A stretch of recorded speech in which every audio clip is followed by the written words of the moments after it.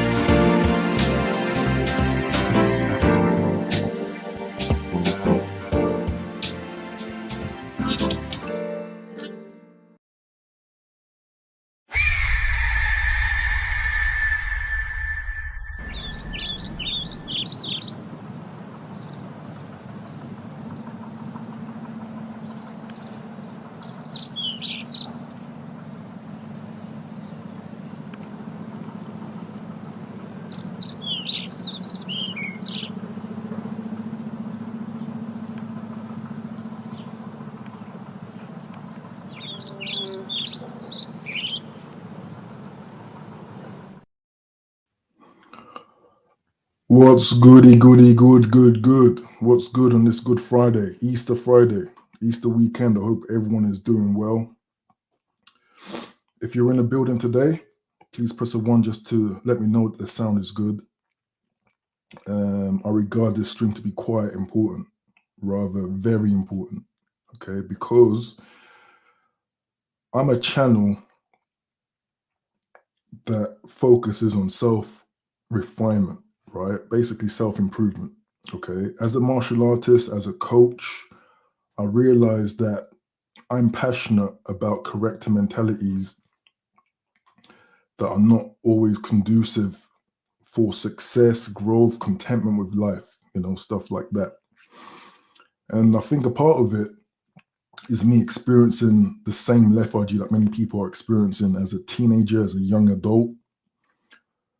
But without any support, I managed to break out of that. And so I find it within me to also want to almost promote, cheerlead these successes onto other people, And I think it's even more crucial for Black men, Black people in particular, but Black men to adopt mindsets that might allow us to evade profiling or the pressures of negative stereotyping, and to basically not get caught up in negative lifestyles that might be to our detriment, right? But in reality, there are choices that are made before we are even born.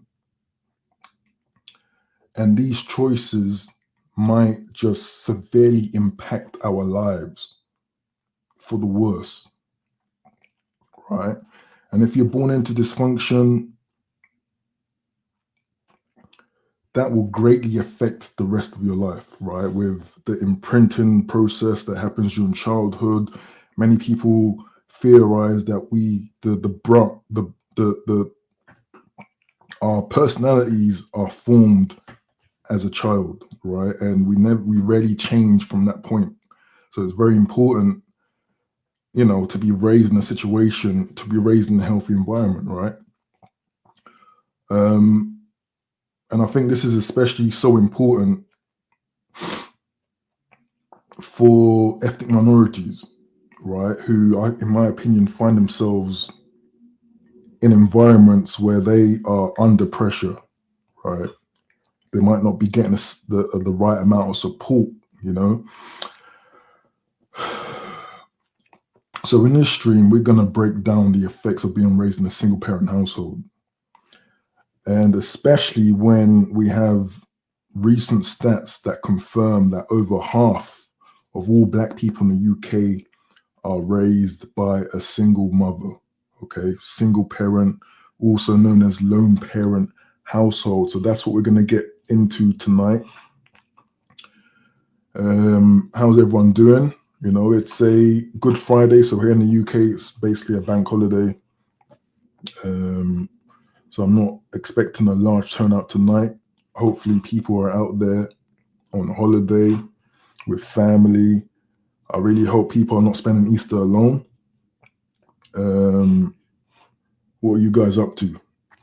What are you guys doing Easter? There's a few people in the building. I'm hoping that the sound is good. A bit of white dust all over me. Excuse the mess. I had to do some work on my cat, which is a very fluffy cat. But how's everyone doing this Easter weekend?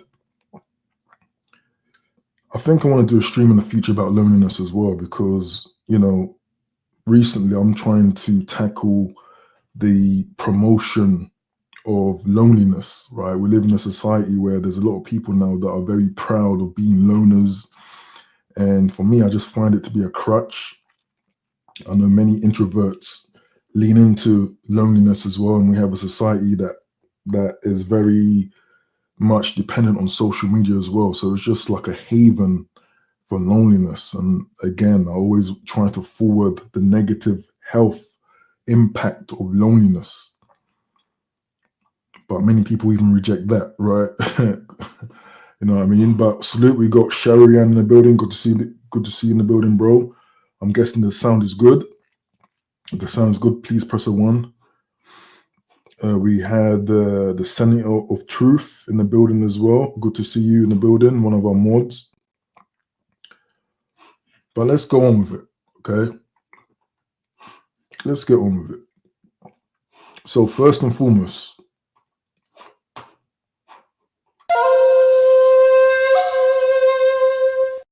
this is a self-refinement segment like I did in my last streams. I'll try to segment with introvert maxing, self-refinement, and the main topic relating to Black British people. And today's self-refinement, I want to talk about how to respond when you are walking down the street, for example, and a non-Black person avoids you on the street.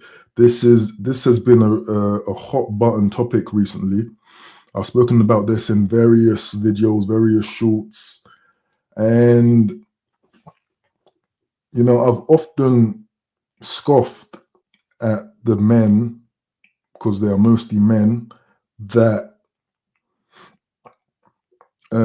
put too much attention into it, right? Because I just think that you're prioritizing something that is out of your control, first of all, and it's really something that we shouldn't be focusing on, because there are just much more important things to be honed in on. Thinking about or overthinking some kid walking away from you on the street or crossing the road away from you, I just think that these are the sort of things that if you overthink them, it's just going to affect your mental health, and I think that a lot of Black people and understandably, of course, there's a lot of stereotyping, right? And typically it's people who feel like they're being profiled and the people are showing them fear, right? And so it affects them. But I think that if you have a rock solid self-esteem, it shouldn't affect you, in my opinion. But, I know it's easier said than done. I know, just saying forget about it, it doesn't solve or query the issue, right? But I think for me, something that I've deemed spiritual self refinement is very important. And this is basically the way you see the world, the way you see yourself, not succumbing to low self esteem, envious behaviors, just basically correcting characteristics, right? That things that we are in control of, because these negative mentalities might just lead into, negative things such as envy, I said them, what am I saying? Lethargy, right? Laziness or entitlement even, you know what I mean? So I think it's very important to correct these behaviors and these thoughts. And I think that, first of all, it's good that people are aware of these dynamics, right? Because it's one thing to be totally oblivious to these so-called microaggressions, right? So it's good that people have the sensitivity and awareness, the street marks, to pick up on when someone is doing something negative around them or towards them, right? So that's good. But I just believe that, especially Black people, to be frank, Black people especially need to fortify their mindset. It's very important as ethnic minorities, again. And it's not to say that the entire society in this country is a racist society. It's because as a minority, it's not really a society that's designed around you, right? So that means you're getting limited support. And with those limitations, you might not perform on par with other people, if that makes sense, So for me, it's just very important. Again, I big up my martial arts practice. I think it helped me a lot in fortifying my mind, focus on the things that I can control. And that's what I've always tried to promote, right? But again, I think this example, again, I'm talking about, if you're just coming in talking about what you should do if someone who's walking the same path as you avoids you, I think at the end of the day, you can't control what strangers do. You can't control the stupid people and the stupid things that they do. It's really out of your control. So it's really something that you should not waste a lot of energy on. Now, I understand how people feel in this situation. Like, everyone around them hates them, everyone's racist around them. Because, for example, as an ethnic minority, just say Black people in Britain are about 4%. Just imagine, let's just say 10% of all white British people were racist, like real racist, right? Real animosity towards non-white people. That's over double the demography of Black British people, right? So it can be, even in that minority, it feels overwhelming, right? To experience things like that. It makes you think or feel like everyone acts like that, everyone thinks a certain way, right? But again, it's about correcting the mindset, the mentality, and fortifying the mind, strengthening the mind. But most importantly, understanding that, again, you can't control what stupid people do. And it's very important. It's very important because the result of overthinking, overanalyzing, tracking all these so-called microaggressions is just going to leave you mentally impaired. Right, you're going to be thinking about so much in your head, and I can see in a lot of people in the real world, they're just over analyzing things, overthinking things, and it drives a lot of people insane. So I really, with this, just prioritize what is important. What some stranger thinks about you on the street is not important. They are not in your circle. They are not in your family. They have no relations. I can't control a far right skinhead, and I'm not going to try to even change their point of view. They are entitled, as far as I'm concerned, to their point of view, right? There's nothing I can do to change how these people think, you know? So I just think these are the sort of things that a lot of Black people need to think about and need to train every day, deal with every day, to strengthen the mindset. Because if you're thinking so much about someone crossing the road or assuming that you're a thug or a criminal, there is a level of neediness, in my opinion. There's a level of wanting some sort of appeasement or appreciation from a stranger that doesn't know you. And it goes into something that is, it might result in something weird. And what I mean by that is, okay, so now a white person who is about to cross you on the road, just to prove that they're not racist, they might just unnaturally try to get close to you, try to smile at you, try to make sure, that you can see that they're not racist. It's like it creates awkward situations that aren't normal and natural. And I think that that's also not a good thing, because it will create a lot of pretentious or fake people around you that are just treating you kind of with kiddie gloves, like treating you as a child, and not being authentic around you. And me personally, I don't like that. I like seeing the true personality, the true self in a person, right?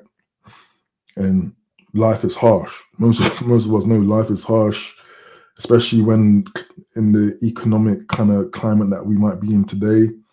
It's harsh, so that might affect how people look, how people are highly strung. People might be more irritable as you walk by them. It's not always going to be, it might not always be because you're Black. And I know that's like a cliche now, but that's the truth. Who remembers Lenny Henry on his show on BBC, whatever? He did a show where he did a skit. I might play it, but I'm probably going to get a strike. He did a skit where, for example, they were doing a baby modeling, so an advertisement where for babies, advertising nappies, right? And then he showed up as a big Black man wanting the role. He wanted to advertise the role, but the producers rejected him. But he was like, "Oh, his skit was, oh, it's because I'm Black, right? It's because I'm Black, right? Because I'm Black, right?" And eventually, he gets the role. So it ends up in this funny scene where they see these other babies, and you just see Lenny Henry in a diaper getting the role. It and this is what people across the pond call what is it, DEI, like hiring people just out of pity, almost, which is not good. Shout out to Senate of Truth. He says he remembers that. Hey, salute to you. Good to see you in the building. Sipping my yerba mate. If you know about it, let me know in the building. Yeah, and Senate of Truth says it could be because you're tall and big. Yeah, that's another thing. These days, I see fear as a sign of respect. If someone decided to cross the road as I walked up to them, I'm in my head, I'm thinking that was probably the right thing to do. You know what I mean? It's almost like a sign of respect.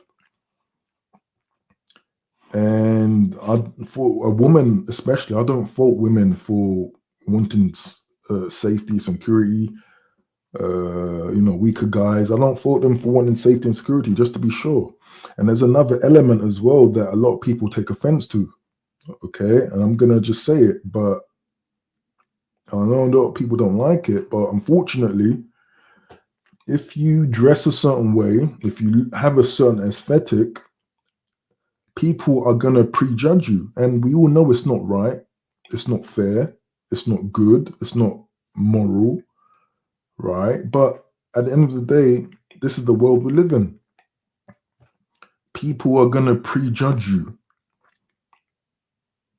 You know, and I know this is a real soft spot for a lot of Black people. I did a video a few weeks ago about hairstyles, and I made this video repetitively just to hit the nerve, because I know a lot of Black people don't like to be told these things. Don't tell me how I should look. I should look however I want. Cool, I agree. But don't then moan when your look results in a certain reaction. Again, it's not good, it's not right, but that's just the reality, right? Most people are infallible, weak, cowardly. Most people don't want to take the chance with their life, you know what I mean? So, yeah, when it comes to people who want to avoid you on the street, I just think that we need to, and I know it's not easy, but we need to psychologically overcome it, you know. And it's again, I made a video. I always forget the videos that I make. It's just like a blur now, but always thinking about the worst case scenario is a sign of mental weakness. Always thinking about the worst, always having pessimism, always thinking that the glass is half empty, right? And a lot of these Black pillars online with that mentality, I always go at them because it's just not a good mentality to have. A negative mentality is linked with lethargy, depression, stress, defeatism, loserism. And again, especially as a martial artist, as a fighter, someone who coaches, and I just really want people to have the right mentality to deal with these type of situations. I'm not saying I'm Superman perfect, but I just see how martial arts, especially, I've always had probably a tougher mindset, but martial arts especially, just it transforms you. You know, it toughens your mind. It's not, like I said about the gym, it's not just about the muscles, not just about bench press, but it's the habit, waking up, consistency, going to the gym, doing the hard work, when you can just be at home and play play your computer game, jump on the hub, you know. Very important. Very important. But a few more people in the building. Good to see you. Online account. Good to see you in the building. Says big up. Salute to you. Yeah. Senator of Truth says I can't deal with Black pillars. Neither can I, man. And this is the unfortunate thing. Especially as we get older, you find that a lot of people just don't have the patience to deal with people of a certain mentality, with a certain mindset, you know. And so the longer we keep certain negative mindsets, the fewer opportunities we get. It could be anything: work, friendships, relationships. The longer we let this negativity fester in our mind, the worse a life gets for us, you know.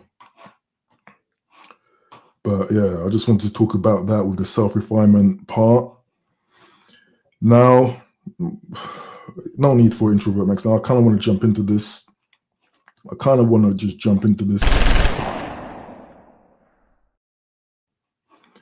Let's go into the Black British segment. Again, I'm trying to segment my streams just so it's a bit more compartmented. Salute to everyone in the building. Okay, so let's go straight into the stats. Let's not waste any more time. Let's jump straight into the stats. Let me just make sure my windows are good. Let's jump straight into it, okay? Let's see.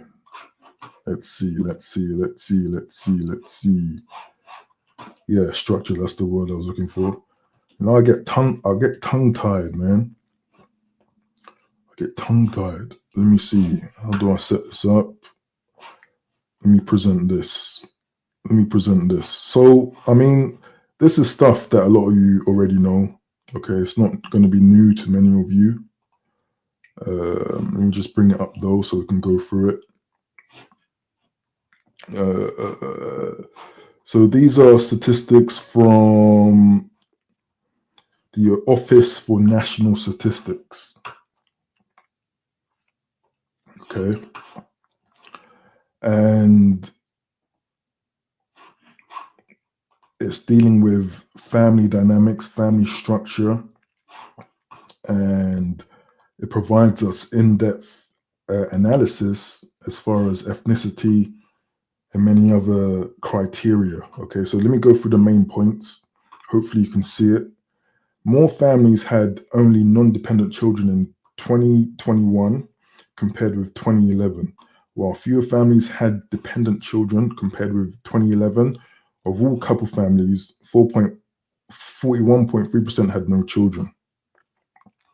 A high proportion of lone parents were aged 50 years and over in 2021.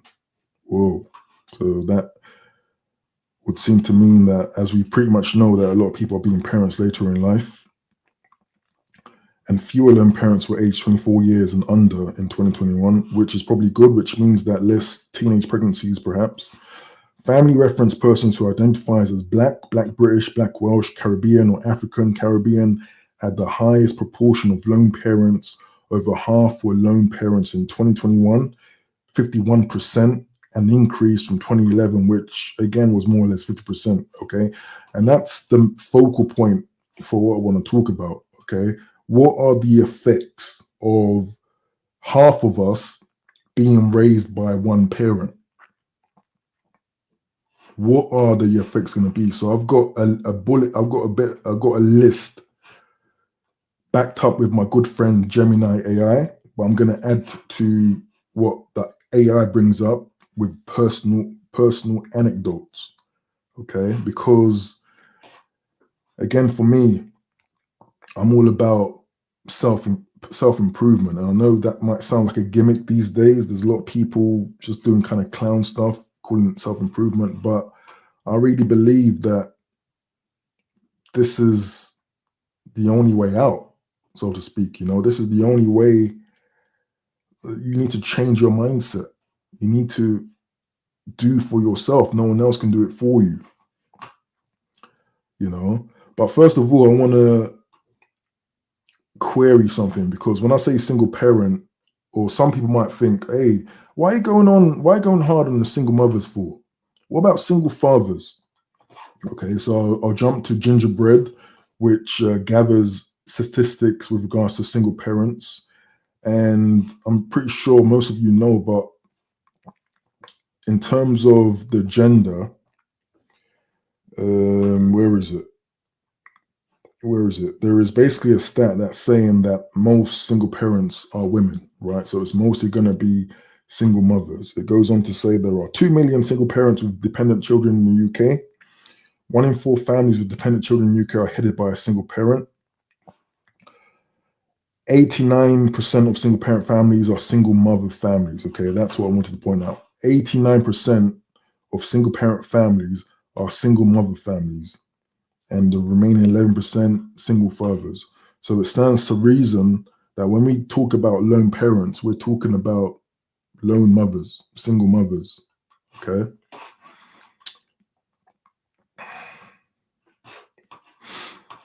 And while I was doing a little bit of research, you know, not much, just a few searches here and there, I realized that there is actually an organization that is in support of single mothers, or they call it single mothers by choice. So I'm not talking about single mothers who had a broken relationship, divorce, and you know, such things, but I'm talking about people that wanted to be single mothers by design, by choice at the very beginning. And I just find that to be very shocking. You know, I find that to be very shocking. And the fact that there is an organization that supports this choice just shows you how little care goes into what's going to happen to the kids. You know, is this a good environment for kids to be raised in a single parent environment by design. So not even trying to go into a relationship, you're just straight up saying, I'm going to do this by myself. Okay. So we're going to get into that, but let me quickly go into the main statistic that I brought up. When did I post it? In another video, but also my community tab, so check it out. Okay, so this is the main part. Over half of family reference persons who are identified as Black British, Black Welsh, etc., were lone parents. And I think we knew this probably on an anecdotal level. Like when we look out, when I go down the high street, I'm going to see, unfortunately, Black mother with a few kids, no man in sight. Obviously, the man could be at work or the man could, be doing other things. But typically, I can tell there's telltale signs that, yes, I can see that this is a single mother, okay? So on the left, the blue indication speaks of an increase since 2011. So this is spanning from 2011 to 2021. And the magenta is showing a decrease, okay? And it brings out all other ethnic groups in the UK, or the main ethnic groups, okay? And I know a lot of you say, oh, don't compare. I'm not even trying to compare, but since it's here, we might as well just scan and see the difference, okay? So when it comes to Asian British, Asian Welsh, sorry, and it's divided by the different nationalities, we can see on average, I would say this looks like, 15 to 20% on average in the Asian communities have a single parent, okay? Or families ran by single parents. That's 15 to 20%. Let's look at other people. We go to the other main ethnic groups that we look at. Now, apart from the Gypsies, the Irish, the English, the Welsh, the Scots, Northern Irish, they all seem to be around probably about the same mark, 18 to 20%, it looks like. The Gypsies, the Irish travelers, have a higher amount, which is looking around 40% single mother rates. But when we go to the Black British, the Black Welsh, the Caribbean, the African, we can see Caribbean is resting at 51%, and there's an increase from from 2011. African at about 43%, and other Black, quote unquote, about 52%. So on average, this is looking like 51%. Okay. Black people raised by single parent households. And on a side note, when we look at the mixed group, unfortunately, it kind of mirrors the main group, or follows the main Black ethnic group. Okay, white and Black Caribbean, it's gone up to about 50%. So half mixed race people of Caribbean descent raised by single mothers. White and Black African, around 42% raised by single mother households. And I don't even want to go into the Caribbeans, Caribbean versus African, because it doesn't really matter, to be honest, at this point. And I'm not even doing this to point the finger. I'm just talking about the effects it has on people, on the human being.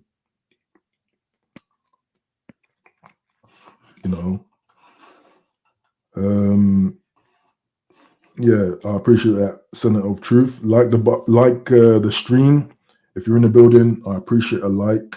I didn't even go through my main intro, but hey, consider joining the channel. You get extra perks, such as the Discord. I'm releasing an ebook pretty soon. You get it for free. You get access to all the member-only videos. You also get access to videos earlier than the normal public, okay? But please do hit a like. If you want to super chat, I really appreciate that. If we get some super chats, we're going to open up a panel if anyone wants to jump on. So appreciate your support. Okay, appreciate that. So yeah, in a nutshell, over half Black people in the UK are raised by a single parent. But I just want to go into this briefly before I kind of go into the effects on kids and people. Okay, so again, there is an organization out there that is in the promotion, that is promoting single parents by design. I'm not talking about people that become single parents. I'm talking about people that believe that, hey, I can do it all by myself. I want to be a single parent, right? So there is this article. Is it on screen? Yes, it is. I'm a single mother by choice because I didn't want to put my dreams of parenthood on hold. My dreams of parenthood on hold. So this is where it gets into a grim area, in my opinion. You might have people who, just want to focus on their career, which is fair enough, but somewhat selfish and self-centered. Or you've got people that are just not compatible with relationships, who might not be naturally inclined to be mothers or to deal with family dynamics, right? But they can this is almost like a shortcut, right, to go and get themselves pregnant and become single mothers. It's I've said it before, but it's starting to become like a crime against humanity, because when we go through the effects on the kids, not a lot of them are good. Let's just say that. So it continues. I decided to join a growing movement of parents doing it on their own, but there are huge barriers that keep others like me from doing the same. I'm not going to go through everything. I'm just going to give you a snippet of what this person's saying. While I had always imagined myself in a traditional family structure, the idea of single parenthood was always somewhere in the back corners of my mind, an alternate option. In my late 20s, I finally felt ready to settle down, but as each successive date or relationship didn't turn into the one, again, that's the point I was raising. She's saying that, probably on Tinder, probably on all these apps, dating apps, she's not finding the one. I put my resolve into words. If I'm still single by 35, I'll have a baby on my own. That's what I find to be messed up. If I am still single at 35, I'll have a baby by my own. Once I started saying it out loud, I noticed that many other single women my age also had a plan B, quote unquote, to dive into single motherhood at some point if they didn't find a partner. You see what I'm saying? So rather than trying to understand why your relationships don't work, try to maybe look into some counseling, some therapy to get your mind right, to resolve childhood trauma. You just want to skip over all that and just make a baby by yourself, quote unquote. That's yeah, man. However, when 35 finally arrived and my plan turned into reality, it was met with surprise that I was actually going through with it. But I felt ready, more than ready, to start the next phase of my life, to become a single mom. And so this is MOM, so this is an American saying this. So I approached the turning point with pragmatism. First, a doctor's appointment to remove my IUD and get referral to fertility specialists. Learning about different fertility options and the associated costs, which, ouch, and getting baseline tests done to assess my fertility. So she's going with implantation. She's using science technology to get herself pregnant. And the sad thing is, I'll be real with you, I know people in real life that have gone to Africa. These are African people, or Black Brits, British African people that have gone to Africa for the sole reason of getting themselves pregnant without any inclination to having a relationship with the father. I'm not lying. I'm serious. And what I noticed is that people who knew of this, they didn't even have like a bad thing to say about it. It was almost very much accepted or acceptable, And these days I'm always going on about the so-called Black family, right? And obviously when I say Black, I'm referring to Black British. I'm referring to chiefly Africans and Caribbeans in this country, right? Because we always try to ask the question, why pro why do blacks commit certain crimes at a higher rate than the rest of the population? And it's like everyone scrambles to find reasons. Oh, the system doesn't support, the system doesn't provide, or the profiling or the racism, but no one ever goes back and looks at the family. You know what I mean? And when you look at the family, you see a lot of these kids committing these crimes come from single parent families. But I think because of how the modern society is, it's as if the media doesn't want to highlight that. It's like you're going against the grain if you mention that. Perhaps you're being misogynist if you say single motherhood is not good. Perhaps you're being misogynist if you say wanting to have a child, bring the child into the world without the other parent is selfish. They might consider you to be a misogynist. That's how far it's gone.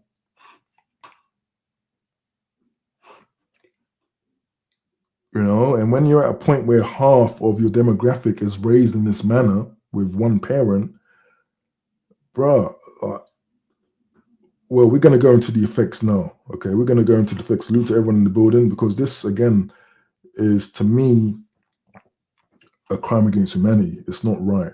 It's selfish. It's a selfish desire. The needs of the children are never thought about. A lot of stress, a lot of issues. Okay, let me see what you're saying in the chat. Yeah, salute to King Henry, selfish parents. Absolutely. Absolutely. And I think as we get older, you know, we're getting older. I'm in my late 30s now. Us that have lived, some of us who have experienced some of these things, you need to be very vocal about it. You know, there's a lot of shame around discussing these things. A lot of gaslighting, and a lot of people fall into it. A lot of people buy into that. So it keeps them silent, or it keeps them in the mindset where they just need to play along. Or you can't talk bad about your mother because it's your mother. So they must be angels. But no, you have to, if you are invested in trying to make things right, if you want success, if you want a future, you need to be very honest, open about these failings. You know, and I seem to get a lot of flack sometimes when I am honest brutally the way I am. But because I'm brutally honest, because there's no time left. You know, there's no time left.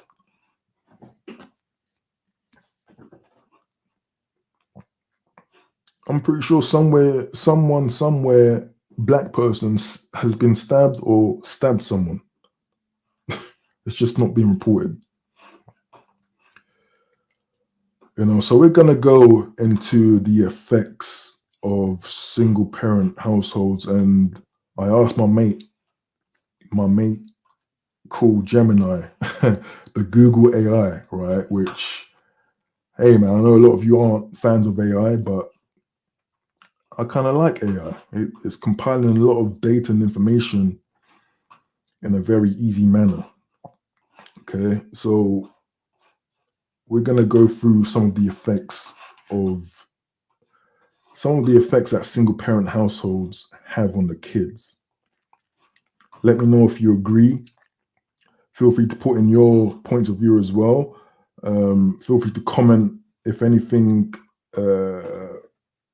rings with you, if anything hits home.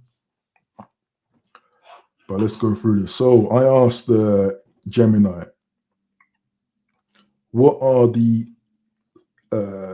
effects of being raised in a single parent household? Okay, and it gave me potential challenges, quote unquote. You know, AI, the people who program AI, you can tell that they are imposing their ethics into the AI, because the AI can't be brutally honest. You know, and it's quite scary to think about that people are putting in their biases into the AI. But let's see what AI says, okay? Actually, let me share the screen. Shouldn't I share this? Yeah, why not? Let me share the screen and let me know what you think. Let's see. Where are you? Okay, cool. Cool. Okay. So potential challenges, aka side effects of being raised in a single parent household. I can't read everything in the chat, but if you want me to read something pressing, just feel free to hit the super chat. But I'm going to come back to the chat in a bit, okay? As I typically do. So it goes to say the first point, increased risk of poverty. Single parent households, particularly those headed by mothers, which is key, and I'm amazed that the AI highlighted the gender, are often at a higher risk of financial hardship. This can lead to stress, limited access to resources, and potential instability, right? So it goes without saying, a lot of children being born in this situation often have, the experience of going without in life, right?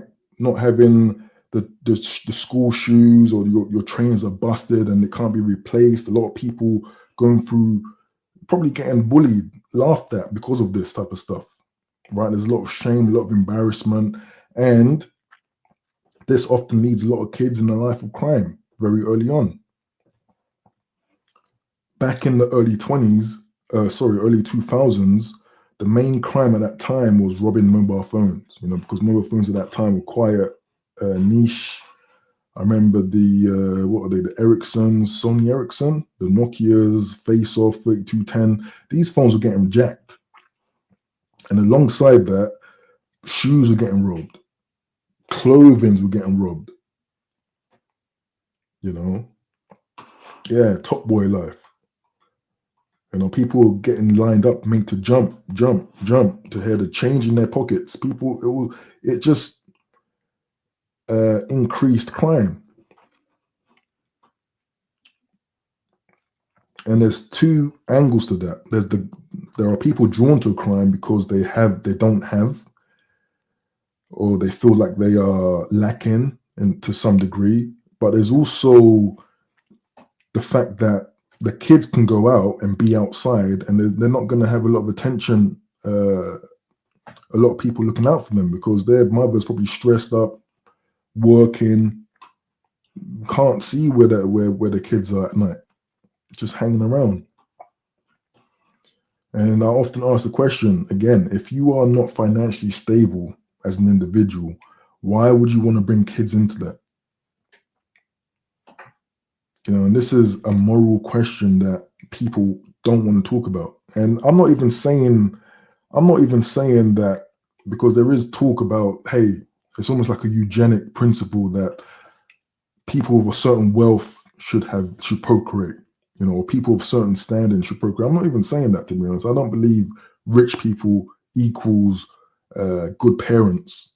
In fact, it's the opposite from my experience. A lot of wealthy parents just never had time for their kids. A lot of wealthy parents just think throwing money at a problem will help everything, solve everything. So I'm not even saying that, but all I'm saying is the basic thing. If I was struggling in life, if I felt mentally unprepared, unstable, anxious, why the hell would I want to bring a child into the world, into that situation? But then when we ask that question, we realize that it's all down to just being irresponsible. You got protective mechanisms to allow that not to happen, but people don't care. And this is the main point of all of this, is that people don't care. People make children and don't care about their future. And then we grow up and we wonder why it feels like we can't succeed, or it feels like impossible to just have a good life. It's because at the very beginning, before the beginning, we didn't have the right environment or the right people to facilitate that. Yeah, it has to be brought up. You have to talk about that. You can't let these people go scot-free, right? Irresponsible people bent over your mother underneath the mango tree, gone ham, and you come into the world and you have no future, you have no plan, You weren't given any resources to help you out. You were born in a negative deficit in one of the most competitive environments in the world. There is no hope. It's not. I don't blame. You have to understand why people turn to crime. You know.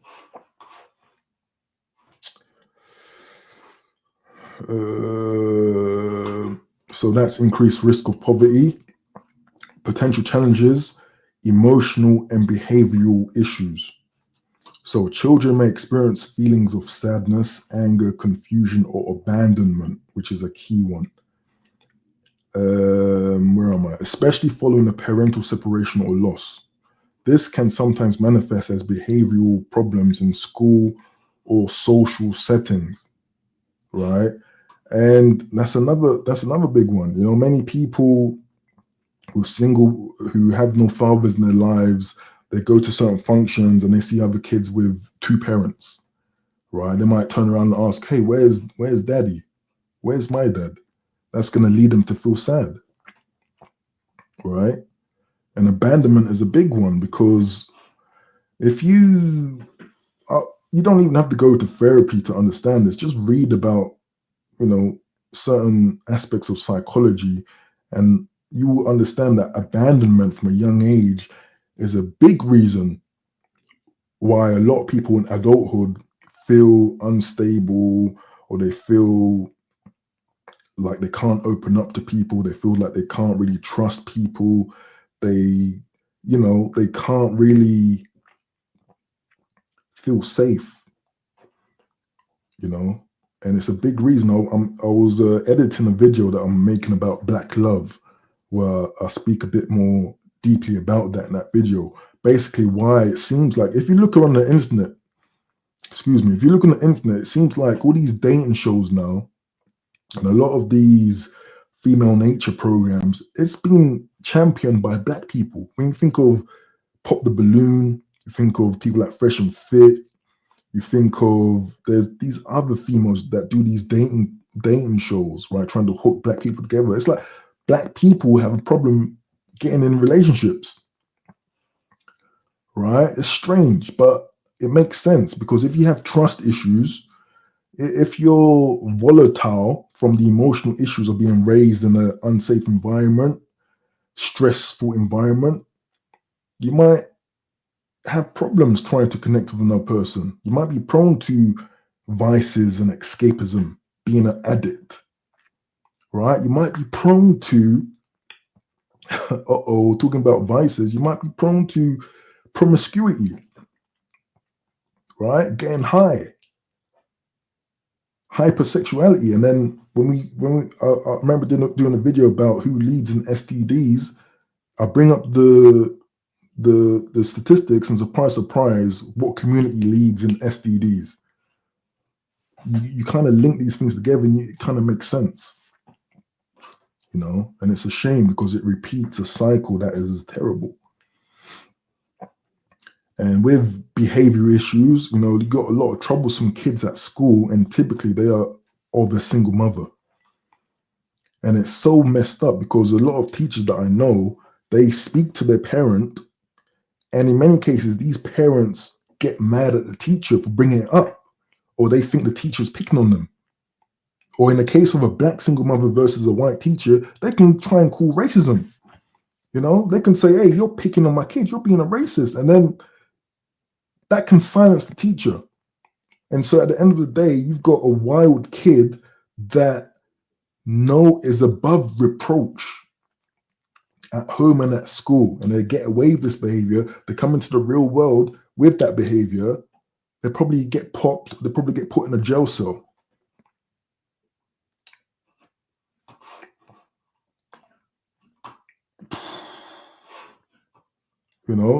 Am I making up? Perhaps I'm just making up a fantasy. Perhaps I'm just overthinking it. But I think it all links together. The emotional issues, behavior issues that I've seen a lot of children, a lot of grown people who come from that environment, they have that because of the environment, because of the single parent environment. You see on YouTubers, the volatile YouTubers that are just going ballistic on a podcast, often single parent, for real, you know.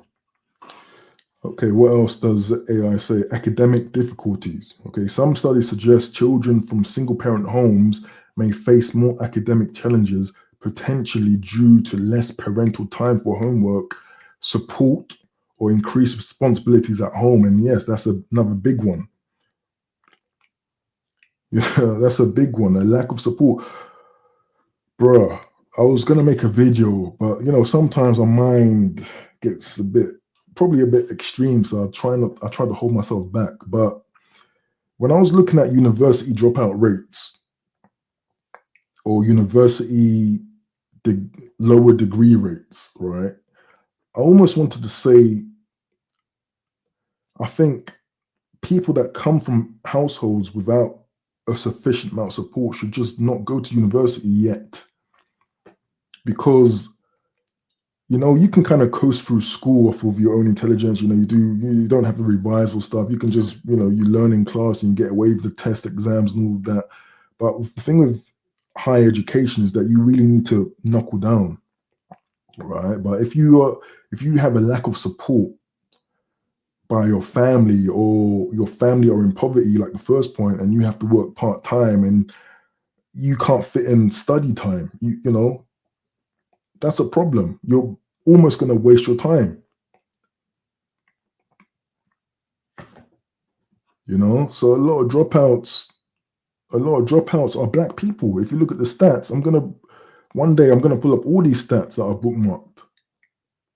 And it's kind of sad because at one point, higher entry rates were from Black people, as in going to university, but there were also higher dropout rates. So it's like the idea that the more Black people we put into higher education, the more professionals that we have, it's not true. And I think the lack of support from family is one of those issues.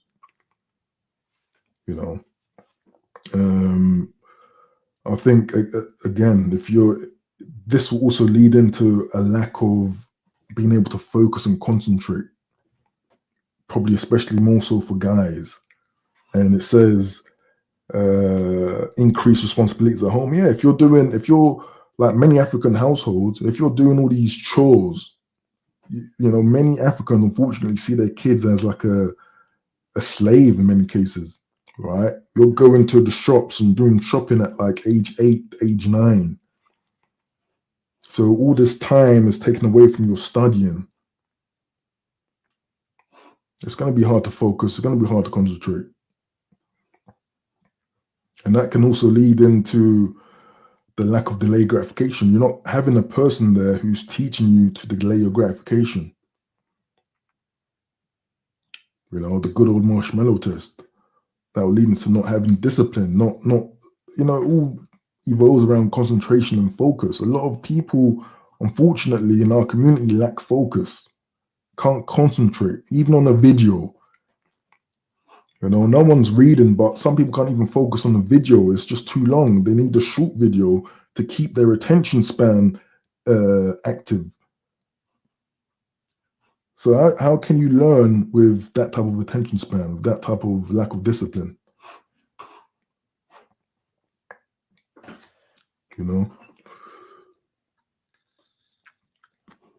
I'll come to the chat in a bit.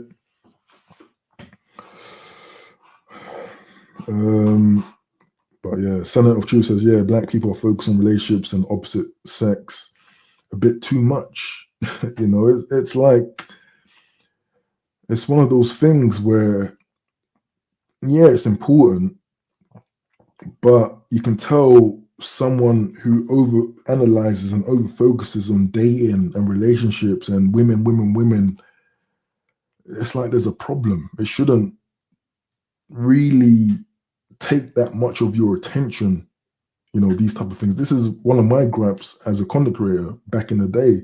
I made a clear focus that I'm not going to be talking about dating female nature. And I had to do that and sacrifice a lot of audience, a lot of views, because that's what people want to look at. Female nature, dating, Tinder, advice.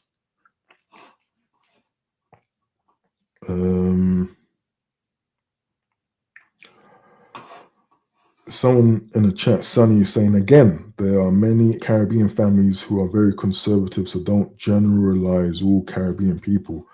I'm not sure if you're talking to me or someone in the chat, but I'll come and play around with you guys in the chat in a sec.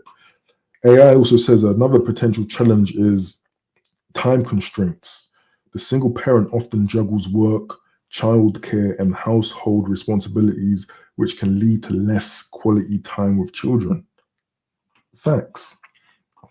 And I've spoken about this as well. Like, you go and do sports, play football, have an achievement, and you might not have your parents there at your game. You might not have that support there,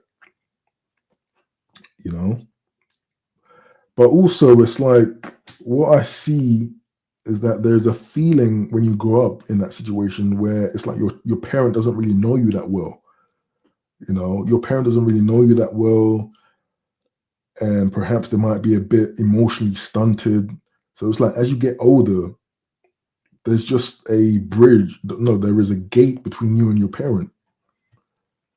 Because you didn't form the relationship in the most crucial years when you should have been there. You weren't there, and now they've kind of grown apart from you. It's like you don't know who your child is. Sometimes you don't know what your child is capable of. Many of these unfortunate criminals, what happens when they get caught or when they get unalive, the parents are there, oh no, my baby, he's an angel. You didn't know who your kid was. And I think that also might expose parents who are just not psychologically ready to be a parent, because there's a level of, again, in relation to abandonment, where you're almost happy with being away from your kid. There's some single parents that just dump their kids at auntie's house or grandparents' house so they can go out on a weekly basis, right? And many of these people have to work. So imagine you're not seeing your kid for the rest of the day. You're probably only seeing your kid 3:30 till about 7 bedtime. On a weekend you dump them at mum's house. So I think it exposes people who probably shouldn't have been parents in the first place. They try to escape it. Some people hate it. And again, some people just blame their kids for taking their time. Again, it just creates more angst within the kid. Another potential challenge, social stigma. Although increasingly common, some children may still experience social stigma or feel different from their peers in two-parent households.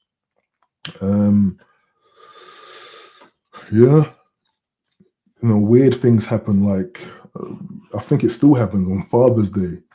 Don't some people celebrate the mother on Father's Day as well?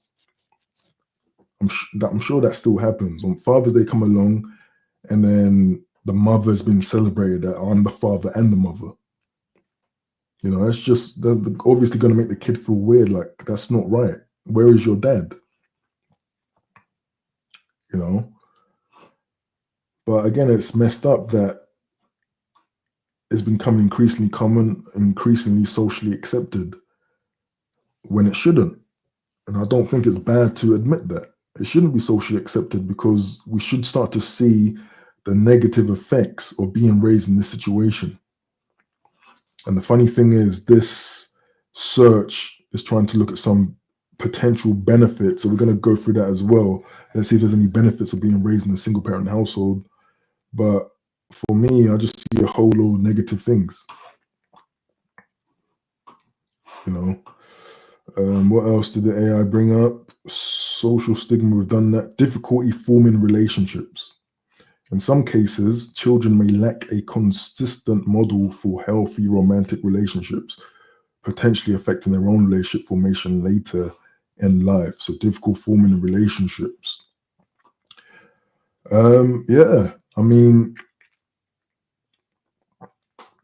You might see things like random men, random suitors coming into the house. You know, and I can only think if you're a little girl seeing random men trying to form relationships with your mother, you might think that that is normal. You know, having many suitors, that is normal. You know, that's a normal thing to do in a relationship. And it might just normalize promiscuity again, you know. And I think when it comes to those difficulties, there's also, you know, with these little relationships, they always end, you know, these little flings, they always end in like anger, sadness, you blocking someone. And, you know, when that's always happening, and the kid is just going to associate all that drama with relationships, right? They're not seeing two parents working together, being you know, committed to each other. You know, they're not seeing that. They're seeing this other mess, random, multiple different men coming in and around. You know, it's not good. And yeah, it's going to affect how people form relationships. But again, just like I mentioned with abandonment, I think that's the biggest thing, right? It's big because I think it affects boys and girls, men and women equally. I think with men, the and I'm being quite vague, but I think there is a general lack of taking initiative, leadership position. You know, there's the lack of that drive without a father there, right? It's kind of lackadays. Someone who, I don't know, might want to be led or might like tomboys because of that. It balances out that energy, right? And I think for girls, not having a father at home, again, it's like you're never experiencing the love of a man that is not sexual. You know, someone who loves you just because of who you are. To never experience that, you're going to assume, or you're going to think, or you're going to just, you think it's normal that the only way for you to get respect and love is by being sexual or hypersexual. You know, you're wearing the tight jeans with your bum showing. You need to be in some sort of suggestive position to get likes and to be appreciated. Without the father there who has shown you respect without doing all of that, that's what you're going to lead into. And that's probably what the single mother is doing if they want to find a mate, right? They're trying to attract them on at a hyper speed, at a quick pace. You know, so all in all, it's not good for forming relationships. You don't see good examples. And again, in the formulative years, childhood, you are not going to be imprinted with visions of a man and a woman working together. You know, and again, going back to women, this is why you see a lot of women with unrealistic expectations, because they don't even know what the realistic expectation is. Their reference point is probably just a film or what some person in the media is saying that they deserve, right? And again, if you go into their history, these types of women are typically women that were raised without a father. And typically these are women that if they don't do this weird single mother thing, they stay single chronically throughout their life. You know, middle-aged single. They're attractive, they could be in shape, could have all the money they want, have all the things they want, take all the trips they want, single. And I think that to me, it just speaks of a failing. And it goes back again to your household, to the family. You know, again, it's sad. I'm not doing this to point fingers, but we need to analyze the effects it has on people, because potentially half of Black people, probably, well, at least in the West, might have these traits, right? So it's very important to analyze and to capture this issue, you know. Sunny45 said in the chat, we are not seeing happy, healthy Black relationships. We are suffering from family trauma. Yeah, that's the truth. That's the truth. That's the sad truth.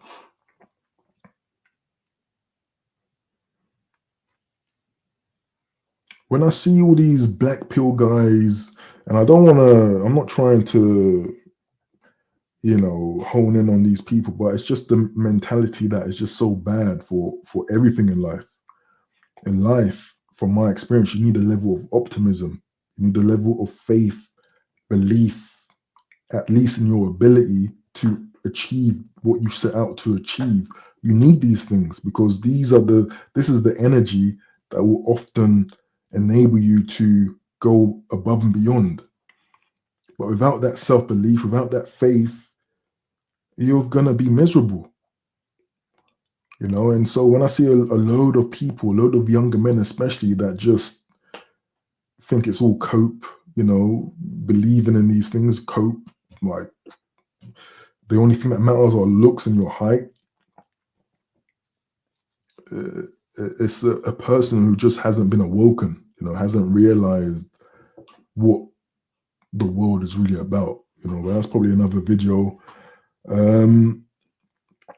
Let's go on to the next one. So there was difficult forming relationships, increased responsibility, another side effect. Older children may take on more household responsibilities, which can foster maturity, but can also be a source of stress if excessive. Absolutely. Absolutely. And I think this also leads into things like sibling rivalries. Sibling rivalries, your older sibling is being forced to look after you, clothe you, bathe you, maybe take you to school, pick you up from school. Your sibling is being forced to basically be your parent because they're taking on the duties of the other parent that's missing. And so naturally, that sibling might just have a hatred for you. They might be jealous of you. They might not like you because of what they had to endure looking after you. And you rob that child of their childhood. At a young age, they had to be mature and they had to be responsible. Well, while they were supposed to be looked after, And I think for me, that hits close to home. Like, going into my own personal family at a certain point,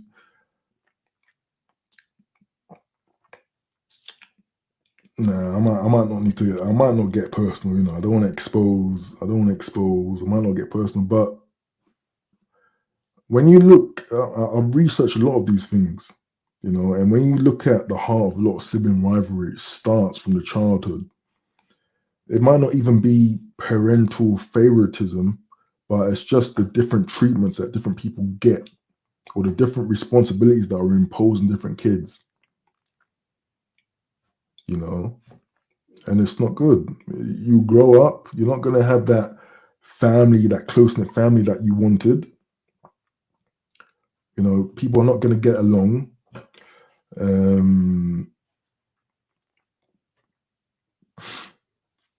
That's it. And especially, again, I go back to African households because that's my legacy, right? That's my heritage. And it's just, it needs to change because these are some, not all, but a lot of these parents have a mentality that the kids are just there to help them, which is, again, it just robs a child of the care that they should be receiving. I have a child. I'm not expecting my child, my baby, to be looking after me. I am looking after my child and I'm preparing for my child. It's very basic, but these basic requirements are not being met in many of these families. And it creates a lot of resentment. For example, you might become successful, you might manage to get your own home, you might have a life that your parents couldn't achieve, and they might just have entitlement and expectation that you should finance and bring them up to that level. You know, you who had to work hard, you had to put yourself out there, you had to overcome all the trials in your life, but you still have to your detriment, help people who really and truly should have amassed a certain amount of capital to help them. You know, you helping your parents or your family is is a benefit, right? It's not something that should be a prerequisite. You know, it's not something that should be required of you. You're doing it from the kindness of your heart. But there are some families where it's just like, yep, you've reached an age. Yep, you're going to pay me a salary. End of the month, I'm going to garnish your wages. You have to pay me because that's tradition. And then you wonder why you have nothing, you know, the so-called generational wealth. What's going to happen to your kids? You're giving money back. That's not how it's supposed to work. You know, probably went on a tangent, but it's just so whack. It's so whack.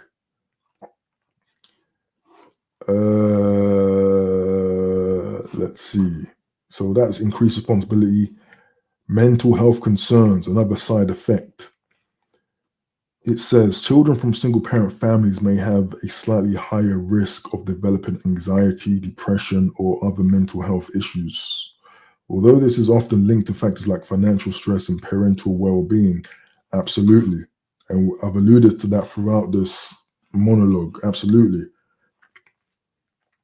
A lot of people, a lot of Black people, let me just say how it is, a lot of Black people who I've come across, many of them are, as adults, super timid or insecure, very inhibited, very prone to depression, lethargic mindsets, aren't really driven in life, you know. And then when you add the aspect or the perceived aspect of everyone around you is racist and everyone around you wants to destroy you, and you just live in an environment that is against you, that's a melting pot for self-destruction.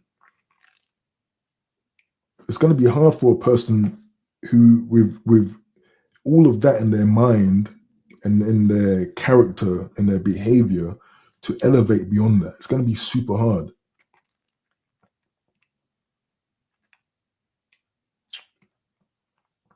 You know, if you're getting beats, which a lot of Black people celebrate, but if you're getting physically abused, that adds to your anxiety.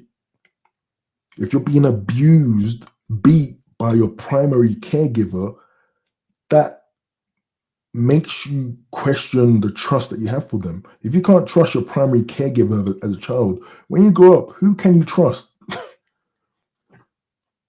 You know, so you're gonna have relationship issues. You're gonna be anxiety. You're gonna have anxiety, trust issues. You know, of course. You know, or you seeing your single mother depressed, crying, sad, lonely, and that's gonna just destroy your sense of security as a kid. As a kid, you're supposed to feel safe and secure. Your parents have you. But the weakness of a single parent household, you see all these type of dysfunctional things, you know? And yeah, all of this, again, most of your personality is formed in childhood. All of these are going to affect you as you become an adult. And it's going to be very hard to eradicate or go back on it. It's who you are. It's encoded now into your genealogy. You know, an anxious person is producing a lot more cortisol, the stress hormone, naturally. You know, it's so deep. And the sad thing is, I'm sure that many of these type of parents are not thinking this deep. They're not thinking this far into the future. They don't have this foresight. They don't care. Many of you listening to this live stream, you have parents that don't care about you.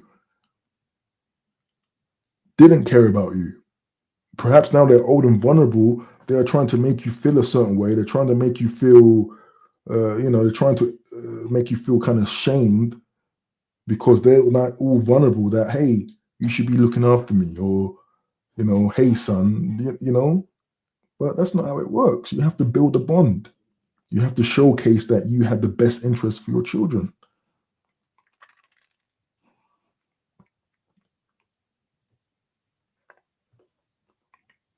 And the mental health aspect is a deep one because, again, we live in an environment as ethnic minorities. We live in an environment that's very competitive. Yeah, there's going to be racism in the society, of course. There's a legacy of institutional racism in the society, of course. So you're dealing with all of that, plus the standard stuff that every other human being is dealing with, but you're starting from a negative position, meaning that your own family has incurred disabling traits within you.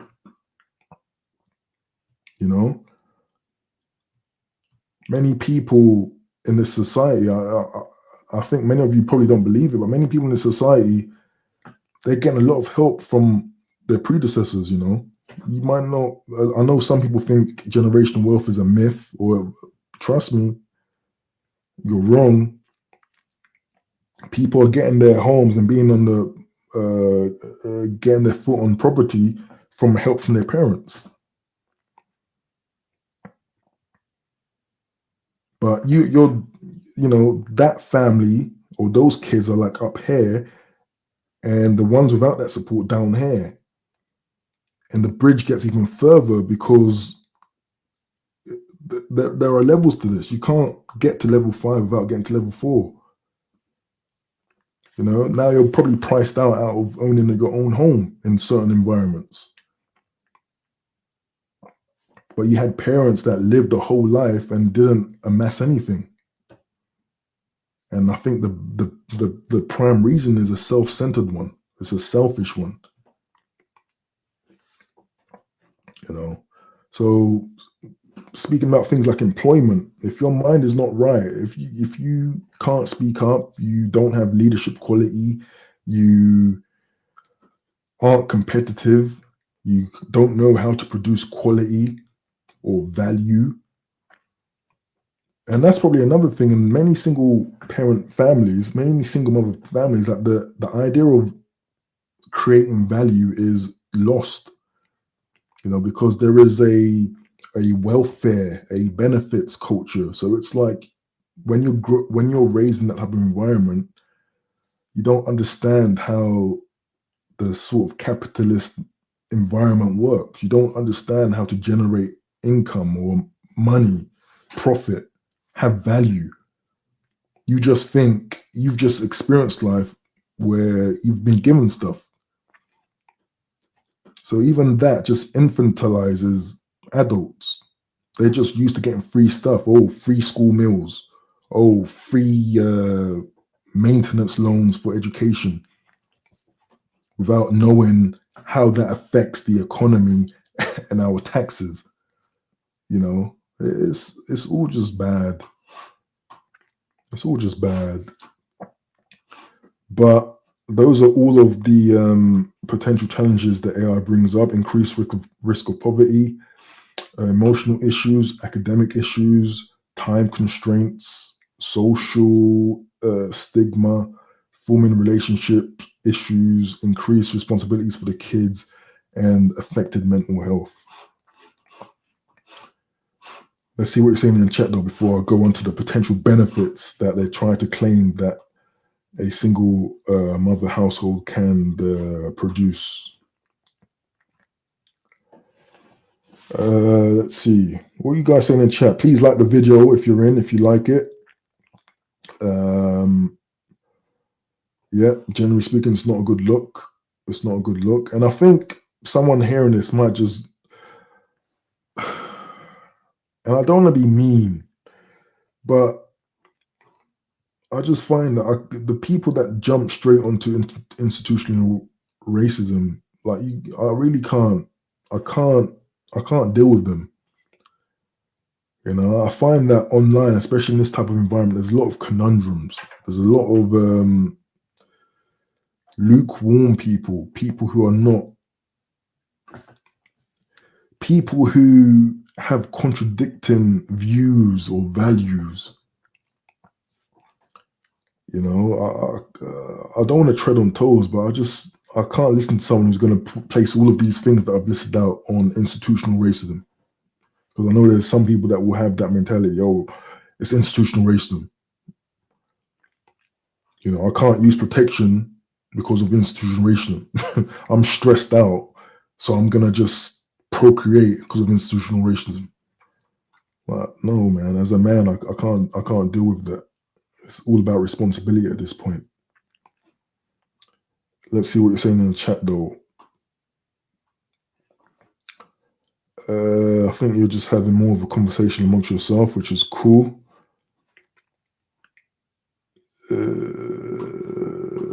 Sunny45 says, we are also seeing unmarried black men also in the UK too, not just black women. Yeah, I think generally all across the board, marriage is declining. It is what it is. But the thing about this, middle-aged black men are also remaining single and not marrying too.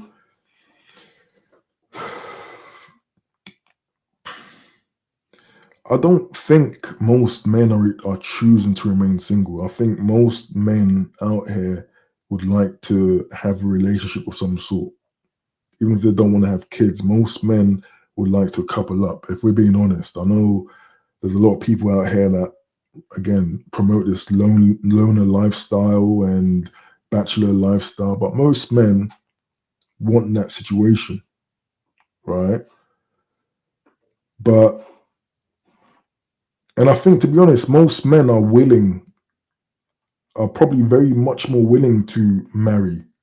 But the thing is that they have to be sold marriage in a sense. You know, the woman, because of all the value that's placed on them in that in the marriage, wedding, and all of that stuff, you need to showcase that, hey, look, I am a wife quality. I am of wife quality. But I think the problem in this society is that, you know, a lot of people are skewed with these dynamics. They don't understand. But chiefly as well, a lot of people coming from single mother households, they don't understand this. And again, because they didn't have the example of seeing what those qualities are supposed to be. So pop the balloon. These people are going to pop the balloon. These people are making all these goofy wife schools at age 30 plus, trying to be soft girl. No, this is cultivated from young, from early.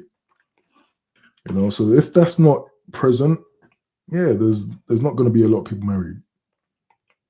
It really doesn't make sense to be married, really, if you don't understand what it means, what it's about. If you don't see an example of that, what's the point? You know, but let's see some of the potential benefits that this AI tries to bring up, and let's see if I could debunk some of them. Okay. I mean, naturally at this point, yeah, I'm not pro single parent households, if you can't tell. I think nothing good came out of it. We, the millennials, Gen Z, Gen X, we are, I think, the products of this test. So we can now see the results and see if it's worked. Okay, and speak up about it. But potential benefits of a single mother household: stronger bonds. Single parents often develop very close and supportive relationships with their children. No, again, because we established that a single parent often has less time to spend with their kids, so there is no way there can be stronger bonds. You know, there is no way there can be stronger bonds. Single parent that has to work 8, 7, 8, 9 hours, or weird hours, part-time shift here, there, rushing. They don't have time. They need to rest. They need to cook. There's no time for stronger bonds. There's actually a weaker bond. And that's the thing. A mother and father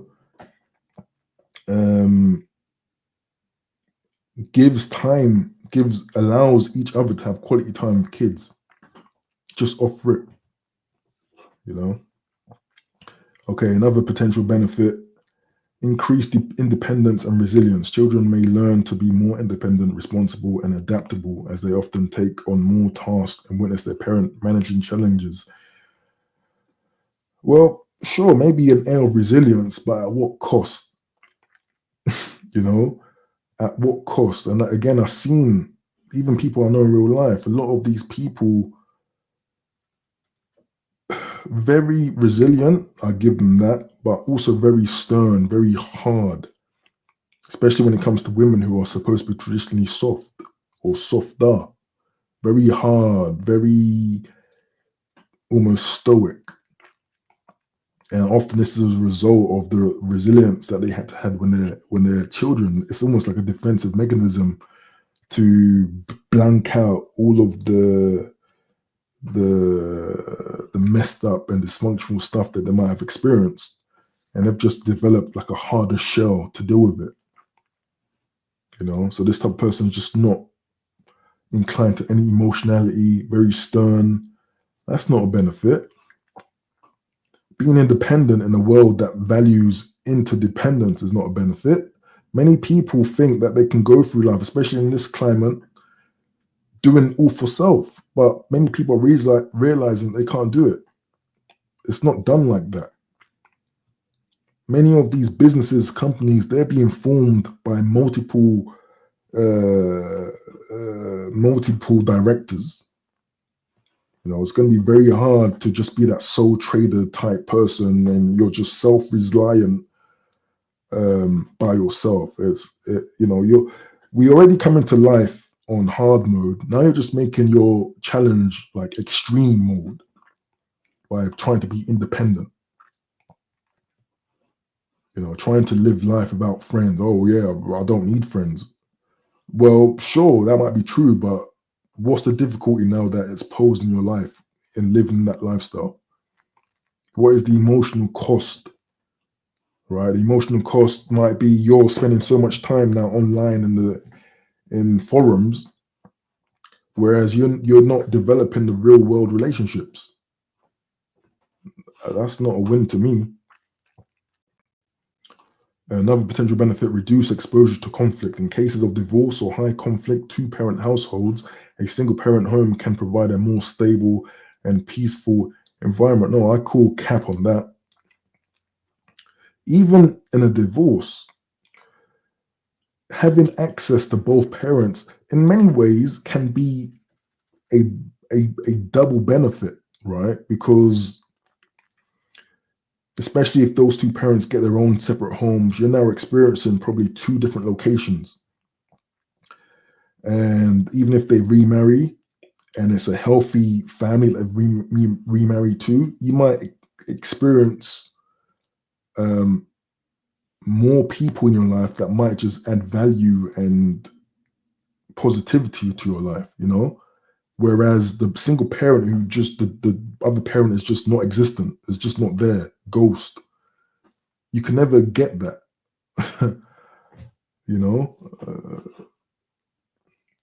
So there is a lot of conflict, and there's in fact an increased exposure to conflict because again, a single parent is typically trying to get a relationship. So you're going to probably get a lot of people coming in and out of the house. Your kid has probably seen various different guys come in the house. That just opens the door for a lot of conflict. Another potential benefit, according to AI, appreciation for hard work. Children often see their single parent working hard to provide for them, which can instill a strong work ethic. Maybe, but again, at what cost? Again, at what cost? This again goes to the resilience thing. Another point: challenging gender roles. Single parent families can break down traditional gender roles, with children seeing one parent taking on all household and the financial responsibilities. Again, with these the challenging gender roles. Why would you want to do that? What are the benefits of these challenges? We had a very natural, straightforward setup that all other animals abide to, but us super intelligent human beings are trying to challenge that which is natural, which is nature. You know, there's a level of intelligence that just becomes stupidity again. You know, why do you want to challenge what's natural, what has worked, what has been timeless? Another point was stronger community ties. Single parents often rely on extended family, friends, and community support networks, which can provide children with a broader sense of belonging. Bruh, have I told this story? No, well, let me not again get super personal on this one. But the reality is, with regards to community ties, is that a single parent relies on various different people, not just family, but various characters in the environment. It could be employee, it could be colleagues, it could be neighbors, right? But what happens is that opens the door for a lot more drama and chaos. That opens the door for a lot of suspect characters to come into your life. This is how a lot of PDF files get close to kids. People who are unchecked come into your kid's life because your single parent relies on people a lot more than a stable two-parent household. You know, that's definitely not a positive. And you might have a broader sense of belonging, but you might have a broader sense of belonging with people, other people in the streets. You know, so yeah, you might have a lot more single parent raised kids going into gangs because they feel a belonging with other single parent kids whose parent wasn't there to watch over them. You know, improved communication. The need for open communication and shared decision making can foster better communication skills within the family. Again, that just doesn't make sense. Improved communication. You see, with a single parent, you're only dealing with one parent, and often that parent is not being challenged, right? In a healthy two-parent households, you can see ideas and opinions grow because there are two people who are communicating towards each other. When you're communicating with a single parent, it's uh, a very unilateral. It's not dynamic. It's not. It can be very close-minded, probably very ignorant. You know, so I don't see that as a benefit. Greater maturity, facing challenges and contributing to the household can lead to increased maturity and problem solving skills at a younger age. Yeah, again, back to the resilience piece, but at what cost? You trade your childhood for early maturity for what? For what? And that's, I think, a big problem these days is that a lot of people are yearning for their childhood back. A lot of people are angst ridden because their childhood has been taken away from them. A lot of people don't want to be responsible as adults because they don't feel that they are prepared and ready for that. And it makes sense because you need to prepare to be an adult. You know, the responsibilities of being an adult, you need to prepare for that. There used to be a rites of passage for young girls, young boys to be women and men. But without that, you could be a 30-year-old boy, right? And that's sad because life always is going. You could be 30, 40-year-old, never experiencing life on your own terms, never having lived in your own home.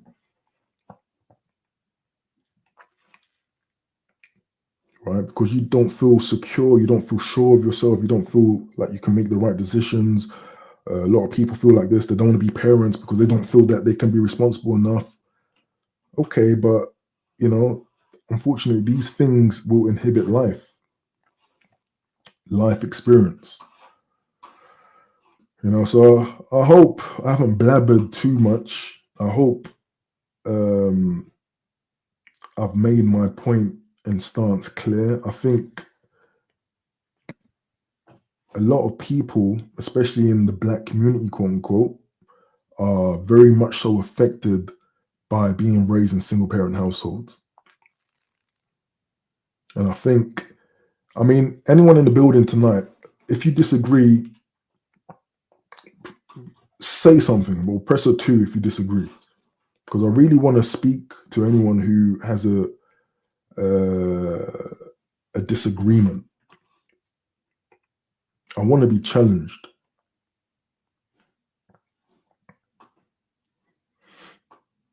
You know,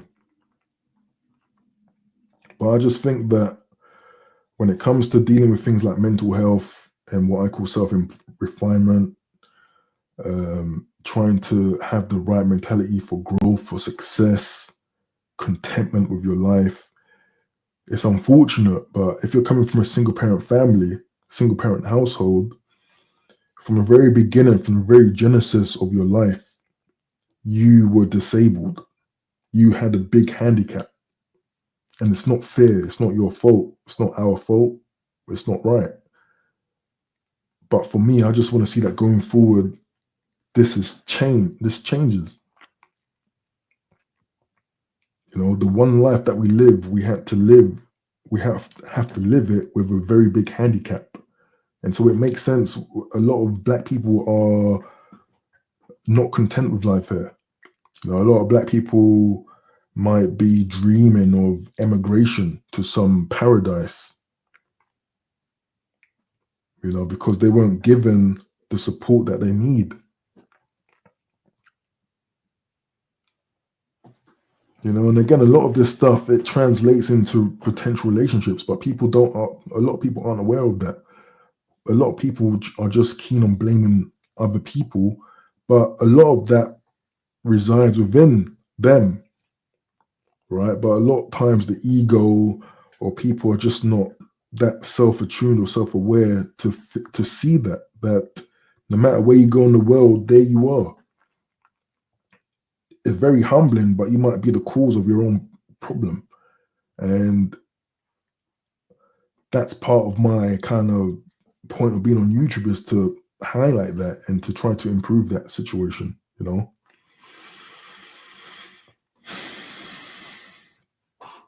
Online account says, I agree, but I feel like a lot of Black parents operate in different paradigm compared to Western parents. Colonialism did a number on Caribbean Africans and Africans. I hear that, and I'm pretty sure it did. And I'm certain that, you know, like when we talk about FBA Americans, slavery definitely did. It held back a lot of what should be their advancement in life, right? But the problem with this is that virtually the whole world were colonized, you know, but yet with the stats I brought up, we find that some communities, and if we're talking about Indians, for example, they were colonized for over a century, far longer, dominated by a European power, influenced by a European power, yet still managed to maintain what you might call their cultural paradigm. You know, some African countries were only colonized for roughly 60, 70 odd years. So I mean, I want to understand, but I don't see how it can be such a massive effect as to you relinquish the basics, right? The understanding of the importance of a family, you know. But I hear what you're saying as well.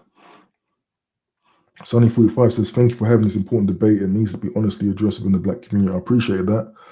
I'm just one person, but I'm trying. But the sad thing is, there's going to be some people that are just going to be anti this stream and this message. Or what I think is very immature is the finger pointing, you know, the blame game. I remember someone did a good video. I think it was Eli Wananda. Shout out to Eli Wananda. I think he did a good video, which was about, I think, Black boys need help. And I think it was based on that film Adolescence on Netflix. And it was about how basically we can help support Black boys and why they might not be getting the support that they might need. But then in the comments, there were just women who were just in a video about Black boys and supporting Black boys. They just turned it around to focus on women and Black women. And for me, that's just indicative of that type of narcissism that you can't work with someone like that. Someone who just doesn't want to hear your problems or your concern, doesn't care, just self-centeredness, just like their problems matter the most. It's just so it's just so bad, So people might come to a topic like this and they're gonna start with all the men. Why are you being good fathers? Why are you doing this? But for that, if you want to be honest about this, then you need to speak about the women as well. Yeah, you have to speak about the women as well. You know? And I hate to be I'm not trying to correct, I'm not trying to, again, I guess, shame, blame, explain, shout out to Thai City and Uncut Underground. I'm not trying to direct people to do certain things, but we are all adults, regardless of if you're a man or a woman. We should all be responsible for our choices in life. And I think it's very grotesque the way people are just so irresponsible, especially when dealing with new life. Let me tell you, man, I've recently become a father, right? And that whole process is just so emotionally draining, or not draining, but just so deep, impactful. And you look at the innocent boy's eye, and you can't imagine just having some sort of resentment towards something so innocent, or not caring, just not having a plan, not having a safety net, not having any shelter. It's disgusting. It really is. It's very bad. And the rate at how people are just, oh yeah, I'm going to be a single mother. The rate at how people just are willing to jump into this lifestyle without thinking about the effects, the long-term effects on the kids, is just a crime against humanity at this point. It's just messed up. It's like I can't look at these type of people and look them in the eye and treat them like a human being. They are something far more animal in nature to be like that. Animals behave like that. Animals mate and do whatever with their young.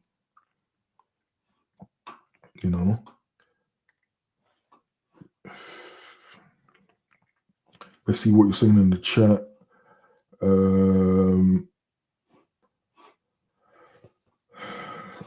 Sonny also says, sadly, having adult debates among Black people is rare. We don't want to have grown-up conversations. We talk about music, gossip, entertainment. Yeah, I absolutely agree. But to be fair to some of the content creators, I think many of them have tried to speak about the deeper stuff, but unfortunately, the audience gravitates towards a certain type of content. So if you see people doing dating shows type of stuff, that's because the audience gravitates towards dating shows and stuff like that.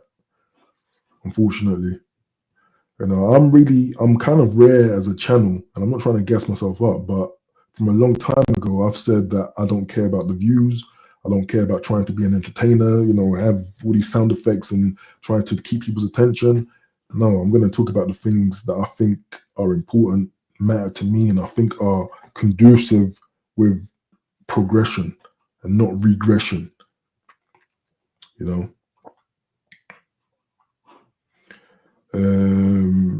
see. Carl McFarlane in the building says, in your community and Black community, comparisons are like comparing apples to oranges. How so? Please enlighten me. How so? Apples to oranges. Both are human beings. Both have been colonized. Both in this country are ethnic minorities. Why is it such a bad comparison? Let me know.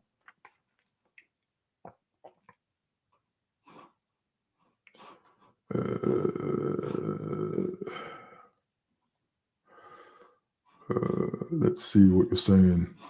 Feel free. I'll be on for about 10 minutes more, I think.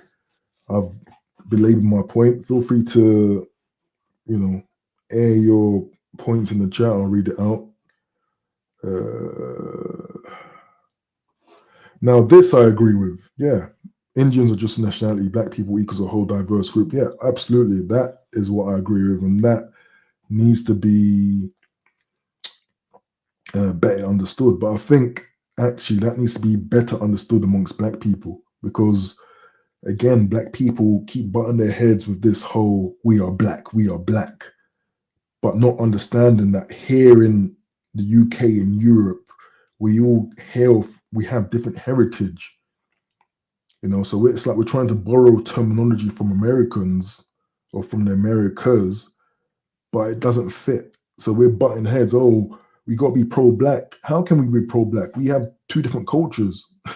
Just because we have the same amount of melanin, it doesn't mean that we're going to get along or we have the same prospects. It's such a very flimsy term, that I think we only accept. You don't see brown people, oh yeah, we're brown people. You don't see Bangladeshi, Pakistani, Indians all trying to coexist together. It doesn't work. And to be honest, I'm flabbergasted that this isn't really getting spoken about a lot. People are still going ahead with this, oh, we're black, we're the same, pro-black, it doesn't matter, we should all just work together somehow. But it's never worked. Let's see what you're saying in the chat. Online account says black people need to leave the institutional racism, create power tools to empower yourself and neutralize racism. It's that simple. Yeah, absolutely. That is essentially the core of what needs to happen. And I said this in the previous video. You're not gonna stop or end racism with sympathy or with protest or begging people to give you a certain amount of power. You need to take that with industry, providing services that people rely on you upon, right? Respect. I can walk down the high street, post offices run by Asian people, petrol stations run by Asian people, pharmacists run by Asian people. These are like core industries that the society relies upon, right? It's it's going to be very hard to. You can even be a racist on an individual basis, right? You can believe whatever you want to believe, but if you need a doctor, you're gonna have to put that aside and take medical care from Mr. Singh or Dr. Patel. That's just the basics. Let's see what you're saying in the chat.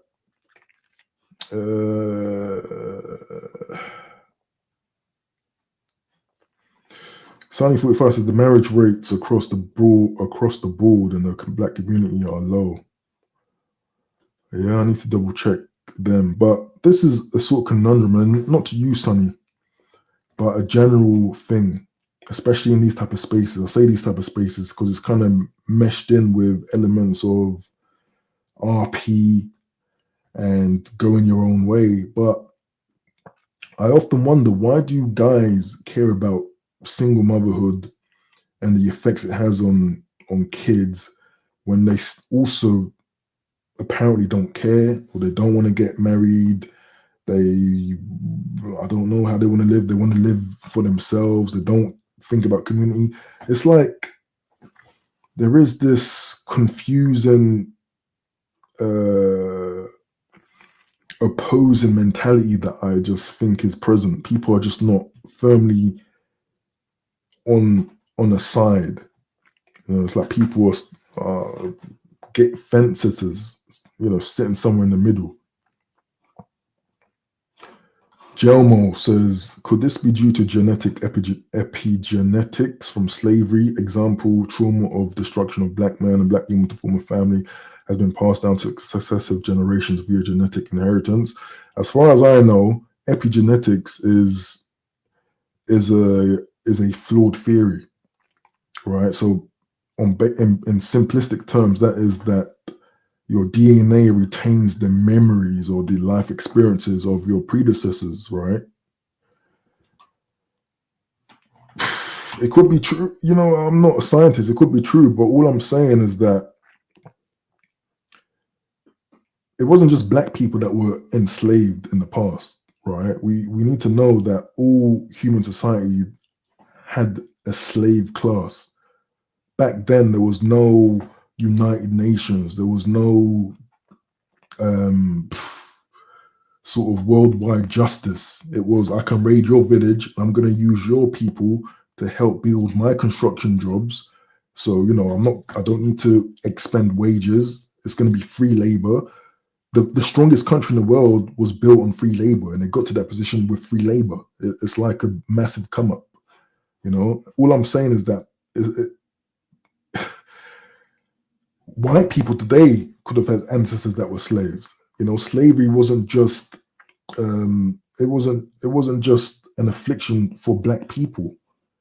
And I think that unfortunately in this day and age, people just assume or lean into this slave narrative, which in many cases is wrong, especially for many African people today.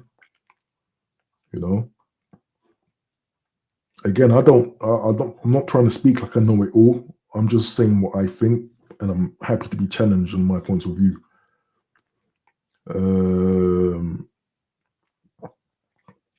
Let's see. I appreciate everyone in the building. Please like the stream if you enjoyed it.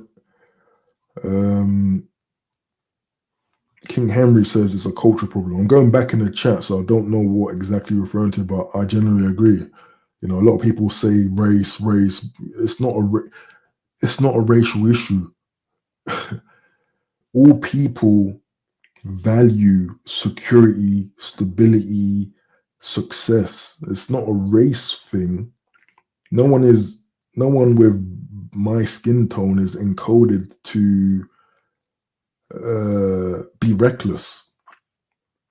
But it's a cultural thing. When you accept bad things to be normal, i.e., when you allow people to go and become single parents by choice, and you have articles on the internet that are like seeing this as a positive thing, that's a bad cultural trait that people, innocent,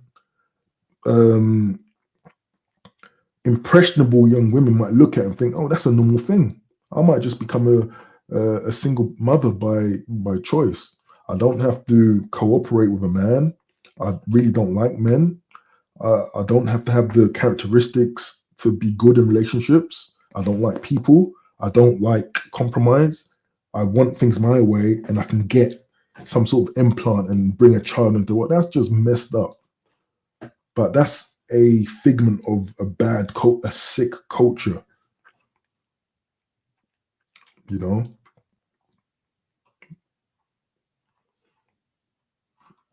I know I'm doing a lot of yapping today, man. I don't want to tend to yap, but this, I think, is a very important topic, like most of you said. And I think if you are a product of this, a lot of what I'm saying might hit home. And I think intuitively as well, I know that this is going to be the truth. Your childhood is so important. I've been friends with people from various familial situations, and you can see the difference. You can see the difference very clearly. The self-esteem, the mentality, the focus, the mental clarity, the ability to learn. It's night and day. And again, it's not a racial thing, it's a cultural thing.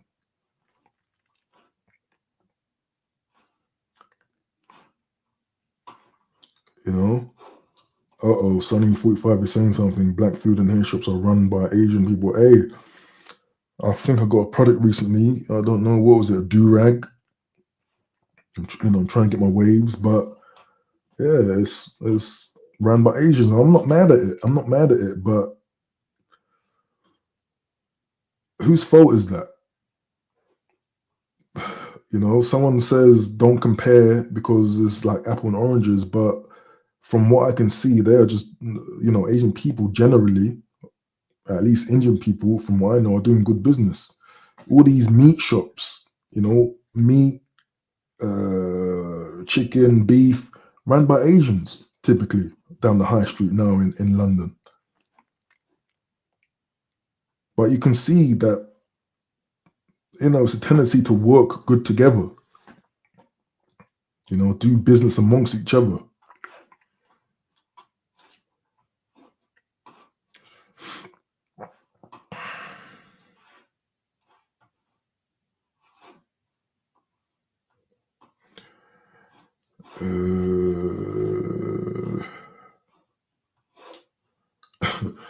Someone says, if you're lonely, make some noise.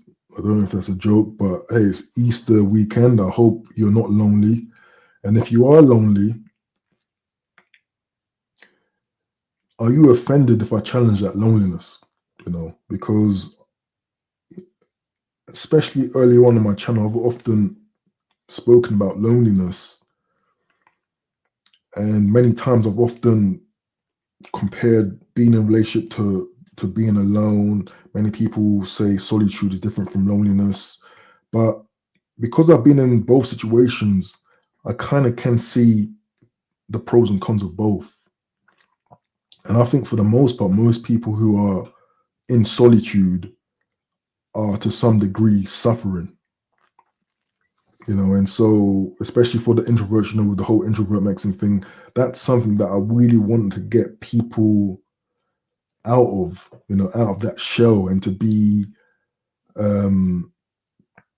honest, at least, about it, rather than to just have ego into, oh, I love being alone.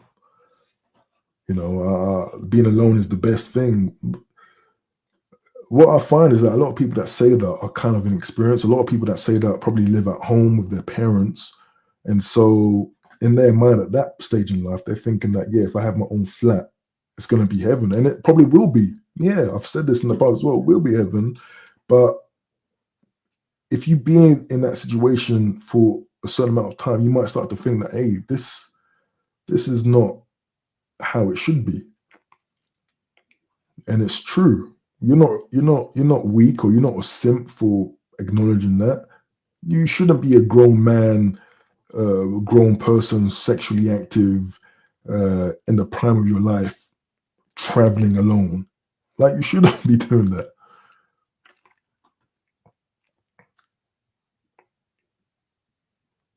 Yeah, it is.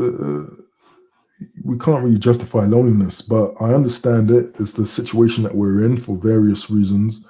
But I'm just all about being honest about shortcomings, flaws, insecurities. That's what I'm about. But the thing is, in this world, if you're honest like that, a lot of people don't like honesty. A lot of people don't like, or a lot of people can't expose their insecurities. A lot of people aren't like that. I'm starting to see. But hey, it's 2 hours. I start to ramble. It's in the night. Salute to Billy the Go. I see you in the chat.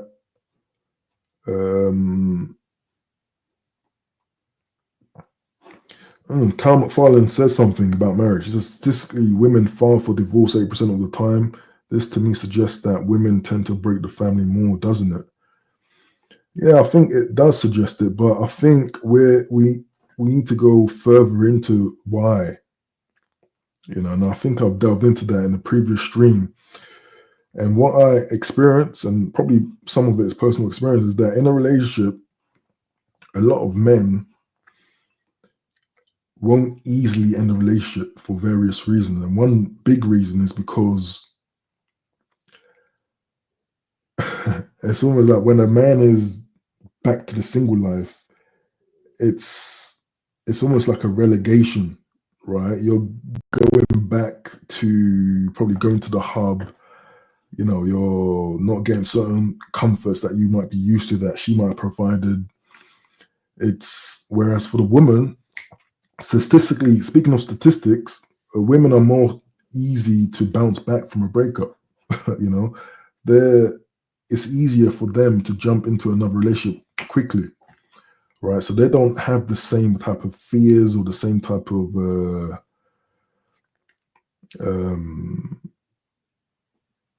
almost like desperation. You know, I'm not saying if it's right or wrong, but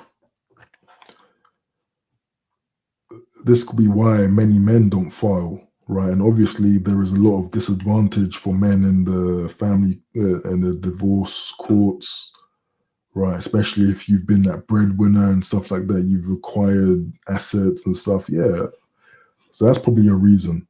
But I wouldn't say it's strictly women just. And this is a narrative that I think people, in 2025, we need to start reviewing properly. This narrative, I'm not saying you're saying it, but a narrative of women being evil, just want to break up a family. I think we need to query that a bit more. I think that's a bit juvenile, and this is the negative impact of certain spaces online. They've built a caricature of a person, and with heavy generalizations have left it like that. The talking points have been very stagnant. There is really no growth, and growth can only be attained through experience. A lot of the I'm rambling at this point, but I hope you understand what I'm saying. Yeah, living alone might be heaven initially, but as we get older, and that's something that I've spoken about in the past,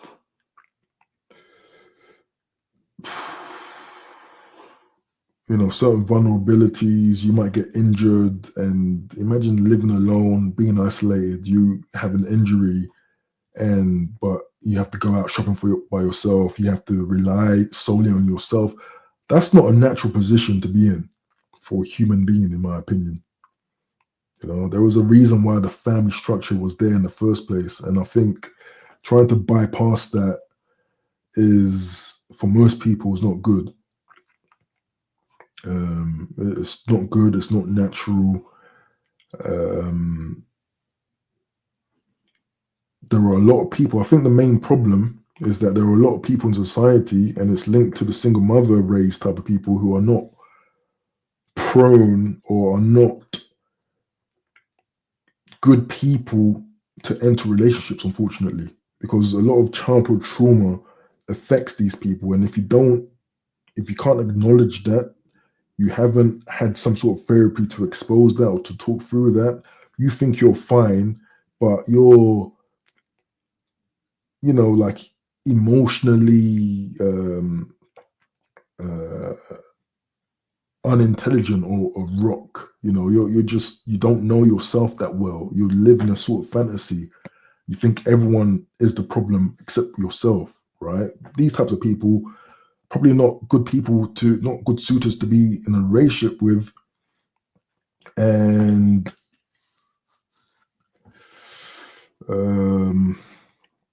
my old arse just forgot what I was saying. I just forgot what I was saying. That's the sign that I'm rambling.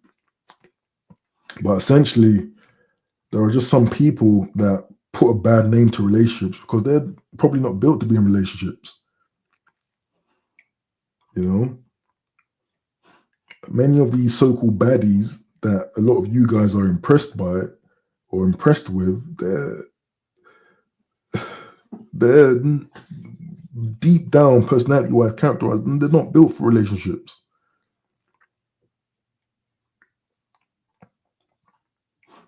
And this is why there's a lot of focus on these podcasts with these types of people who, and it just presents that type of person as if that is the wider, general, kind of normal type of person, if that makes sense. I just think, all I'm saying is that I think people need to think more about what they are leaning into. And the thing about this type of topic is that it's easy to condition people and then train them to think in a certain way. You know, especially if you're following a content creator, you've been following them for years and you've been living through their experiences, and you're also getting shamed by people in the audience. You know, you're being called a simp if you just say something like, "No, I kind of want to have a relationship." It's like you're being conditioned. You know, and I think it's very bad because, again, a lot of younger impressionable people are entering these spaces, and you need a certain level of fortification in your mind to not be easily led astray. You know, I made my channel when I was like 31, so I'm in that point. I'm very much experienced. My mindset is very much fixed. I'm not easy to sway. I'm not easy to become some drone of another person's talking point. And I think that just makes me a bit more original, makes me more able to think critically rather than just follow. You know? Yeah, that's right. Exactly. Those types of people, the attachment style is bullcrap. Attachment style is evade and run away. you know, these type of 3-month relationships. I'm not feeling it anymore. Just run away to the next one.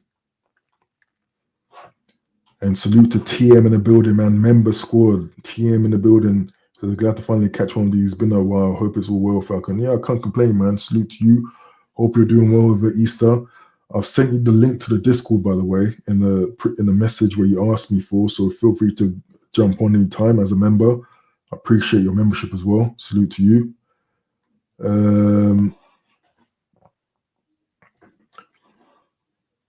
Selling the truth. This is the after hour question. He says, what about dating single mothers?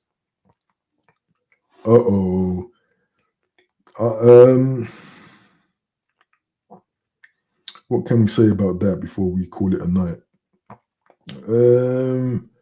I think most obviously, first and foremost, there's a lot of cap around this, right? I think a lot of people who are the most vocal and the most animated about dating single mothers are probably the people that have done it the most. They feel a certain way about it. To be honest, I've never really had. To be honest, I just don't really care that much. I think that's the key thing about me. I'm not passionate about other people's business like that. And I think that is the red flag. That is the key sign that something is fake. It's almost like the people that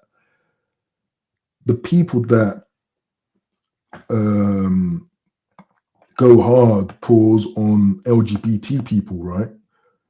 But it's like, hey, why are you dropping the F-bomb? Like, why are you so concerned with their lifestyle? You know? Like, what is the attraction to just want to kind of bully and talk about and drop the F-bomb and all that? Do you know what I mean? It's like you naturally are inclined to the thing that you're thinking about the most about, right? So like, I've always often laughed when people say, "Oh, single mother, oh, you're a simp, you're a simp."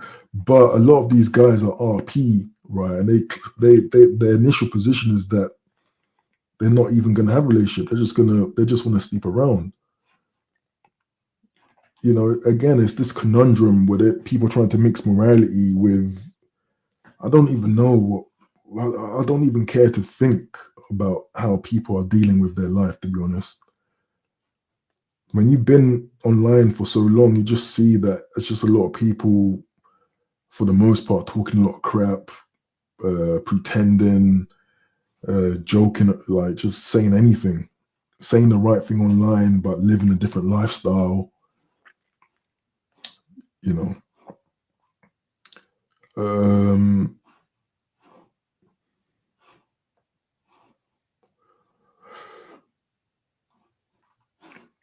Exactly, that's what I'm trying. Exactly, that's it. So that that person who's trying to bully the L Gibbets person so much is almost like, hey, are you actually attracted to them? You know, are you like, what's your beef with them? Why are you so concerned with them? You know? uh, but hey, but anyway, man, I hope you guys enjoyed the stream. Again, I'm going to be moving my streams to Friday nights because I think it's just a better time. Often it goes late, so you know it's better time for me in terms of just resting as well. But I hope you guys found some sense in the stream. And again, I hope you guys have a good weekend. I hope you enjoy the Easter weekend, enjoy the bank holiday. I'm going to make a few more videos that I need to edit. Again, there's one about the so-called Black love, which is kind of connected to the stuff that I spoke about here.